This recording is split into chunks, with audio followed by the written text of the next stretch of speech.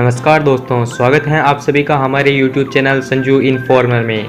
आज हम बात करेंगे सुप्रीम कोर्ट के एक फैसले के बारे में। देश भर में पटाखा बिक्री और उत्पादन पर रोक लगाने की मांग वाली याचिका पर सुप्रीम कोर्ट में आज सुनवाई हुई।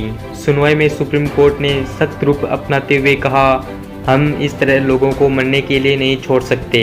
पटाखों में घातक केमिकल्स के इस्तेमाल के मसले पर सुप्रीम कोर्ट ने सख्त रुख अपनाया है। सुप्रीम कोर्ट ने बुधवार को कहा कि पटाखों को बनाने में जहरीले रसायनों के इस्तेमाल पर सीबीआई की रिपोर्ट गंभीर है। सुप्रीम कोर्ट ने कहा कि हम इस तरह से लोगों को उनके हाल पर मरने के लिए नहीं छोड़ सकते हैं। सुप्रीम कोर्ट ने साफ कहा कि प्रथम दृष्टया बोरियम जैसे खतरनाक तत्वों का इस्तेमाल घातक है। पटाखों पर लेबल लगाने के मामले में भी अदालत के आदेशों की अनदेखी की गई है। Justice M.R. शाह और जस्टिस A.S. बोपाना की पीठ ने कहा कि जांच एजेंसी सीबीआई ने जब्त किए गए पटाखों में बेरियम सोल्ट जैसे हानिकारक रसायन पाए हैं। हिंदुस्तान में पटाखा बनाने वाले निर्माता कंपनियों ने भारी मात्रा में बोरियम खरीदा है और पटाखों में इस्तेमाल किया। सर्वोच्च न्यायालय ने कहा कि हर दिन देश में जश्न होता है, लेकिन उससे दूसरे पहलुओं पर भी गौर करना होगा।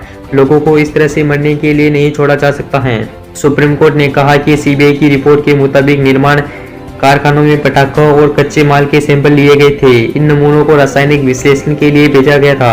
अधिकांश पटाखों में बोरियम और बोरियम सोल्ट पाए गए हैं। साल 2019 में बोरियम और बोरियम सोल्ट पर लगाए गए प्रतिबंध के बावजूद कंपनियों की ओर से भारी मात्रा में यह रसायन खरीदे गए। इसके साथ ही सुप्रीम कोर्ट ने केंद्रीय जांच एजेंसी सीबीआई और चेन्नई के संयुक्त निदेशक की रिपोर्ट के संबंध में अपना मामला रखने के लिए निर्माताओं को एक और मौका दिया है।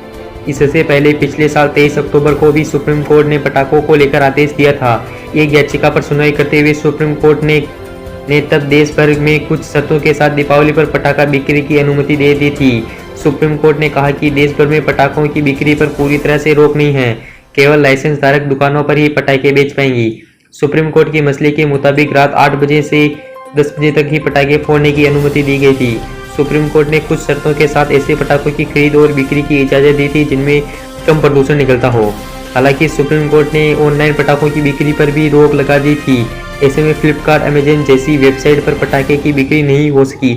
सुप्रीम कोर्ट ने दिल्ली के अलावा क्रिसमस और नवरात्रा पर 11:45 से 12:30 के बीच पटाखे चलाने की अनुमति नहीं थी। कंटेंट अगर पसंद आए तो चैनल सब्सक्राइब जरूर कर देना और साइड में देखो बेल आइकन भी है, उस पर क्लिक करके ऑल नोटिफिकेशन पर क्लिक कर देना ताकि हमारी नोटिफिकेशन आपको मिल सके।